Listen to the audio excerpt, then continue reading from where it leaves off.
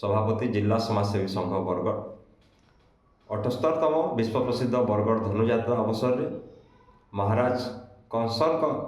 निर्देश अनुजाई मथुरा नगरी रे गोटे स्वास्थ्य शिविर जेनटा कि प्राथमिक चिकित्सा 11 दिन धरिकी जिला समाजसेवी संघ तरफ जोगे दि जाइए एवं रंगमहल पड़िया स्वच्छ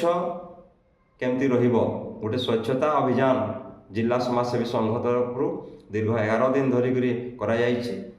मुझे धन्यवाद देवी कंस महाराज एवं धनुजात्रा कमिटीर सभापति तथा आमर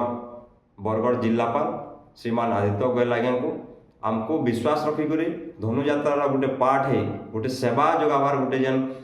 सुजोग देजन से लगी जिला समाजसेवी संघ तरफ बहुत बहुत धन्यवाद।